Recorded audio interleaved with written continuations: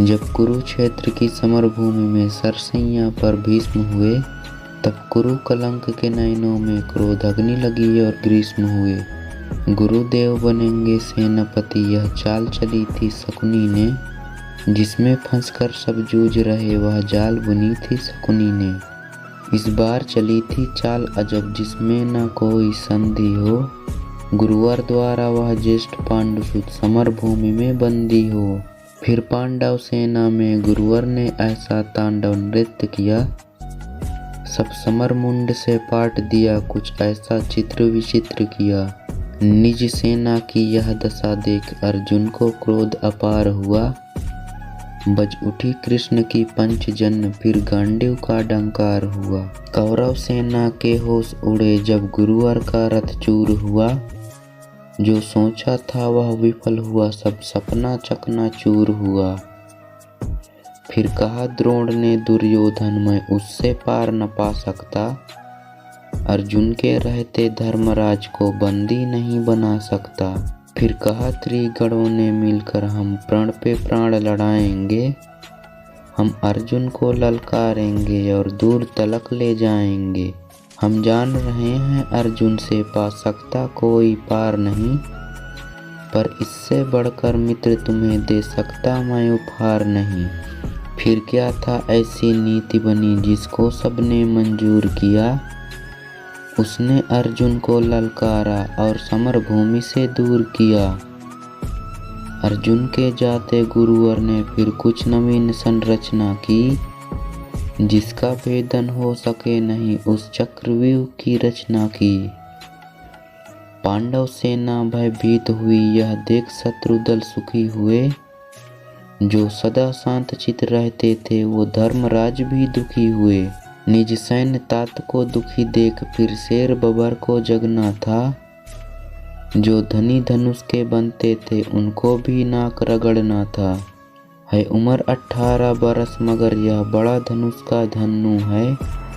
सबने देखा कोई और नहीं, यह अर्जुन सुत अभिमन्यु है। मैं इसका भेदन कर दूंगा, यह भेद गर्भ में सुना हुआ। दादाजी चिंता दूर करो, यह साहस 100 गुना हुआ। फिर अभिमन्यु के पीछे ही कुछ तेज चले, कुछ धीम चले। कुछ पैदल घोड़े रथ सवार ले, गदा गदाधर भीम चले। अभिमन्यु को न रोक सका, वे द्वार तीसरे पार हुए। पर आज जयद्रथ के आगे चारों भाई लाचार हुए। अभिमन्यु ने मुड़कर देखा, कोई न पीछे अपना था। पर विचलित तनिक न वीर हुआ, ऐसा ही उसका सपना था। कोई एक भिड़ा कोई दो संग, कोई ले झुंडों का झुंड भिड़ा। लाशों से पटने लगी धरा, जब मुंड पे मुंड गिरा। दुर्योधन दुशासन विकर्ण कृतवर्मा अश्वत्थामा को। गुरु द्रोण कर्ण को हरा दिया, फिर मारा शकुनी मामा को। वह कर्ण भिड़ा जो दुर्योधन के विजय की लक्ष्य की आशा था। वह कर्ण भिड़ा जो दुर्योधन के अंतर्मन की भाषा था। वह कर्ण भिड़ा जो एक साथ 100 बाण चलाने वाला था। वह कर्ण भिड़ा जो दुर्योधन को विजय दिलवाने वाला था। सबने देखा वह अंगराज रथ सहित धरा पर पड़ा मिला। कुछ चेत हुआ तो भाग गया, वह दूर सभी को खड़ा मिला। फिर दुर्योधन हो गया कुपित, ले सबका नाम पुकारा है। सब इसे साथ मिलकर मारो, ऐसा आदेश हमारा है। फिर एक साथ भिड़ गए सात, सातों ने ऐसा काम किया। रथ तोड़ दिया, सारथी को मारा, घोड़ों का काम तमाम किया। तलवार तीर जब टूट गए तो रथ के चक्के उठा लिए। उस रथ के टूटे चक्के से कितनों के छक्के छुड़ा दिए। यह देख अधम दुशासन ने तब सर पे गदा प्रहार किया। गिर गया धरा पे वीर, तभी पीछे से उसने वार किया। फिर बारी बारी से सबने उसके सीने पे वार किया।